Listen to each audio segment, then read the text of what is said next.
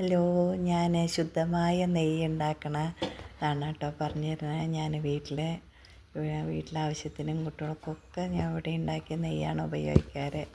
എൻ്റെ ഈ വീഡിയോ ഇഷ്ടമായെങ്കിൽ തീർച്ചയായിട്ടും സബ്സ്ക്രൈബ് ചെയ്യണം കേട്ടോ, ലൈക്കും തരണേ. കാരണം നമ്മൾ പാല് വാങ്ങി നന്നായിട്ട്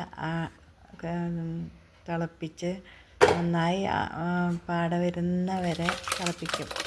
എന്നിട്ട് അതങ്ങനെ ഫ്രിഡ്ജിലെടുത്ത് വെച്ച് പിറ്റേ ദിവസം നമ്മൾ ആ പാട നീക്കി ഒരു ബോക്സിലേക്ക് ആക്കിയിട്ട് നമ്മളൊരു 10 ദിവസമെങ്കിലും അത് ഞാൻ എടുത്ത് വയ്ക്കും. ആ ഒരു കുപ്പി നിറയുന്നവരെ അതൊരളവാണ്. അതവരെ ഞാൻ അതിലെടുത്ത് വെച്ച് 10 ദിവസം കഴിഞ്ഞ് കഴിഞ്ഞാൽ അത് നന്നായി മിക്സിയിലിട്ട് തണുപ്പും ഉണ്ടാവുമല്ലോ, ഫ്രിഡ്ജിൽ വെക്കണതല്ലേ, നന്നായിട്ട് കലക്കുകയും ഇതാ കണ്ടു നന്നായിട്ട് നല്ല വെണ്ണ കിട്ടും. നല്ല മഞ്ഞ കളറിലുള്ള ഇതായിരിക്കും. കാണാൻ തന്നെ നമുക്ക് എന്തോരം മണമായിരിക്കും എന്നറിയോ.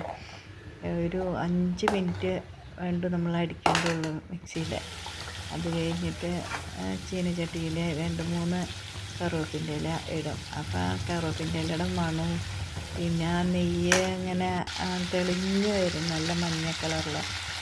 അതുവരെ ആക്കിയിട്ട് നമ്മൾ എടുത്തിട്ട് തിരി കാത്തി ഗ്യാസ് ഓഫാക്കും.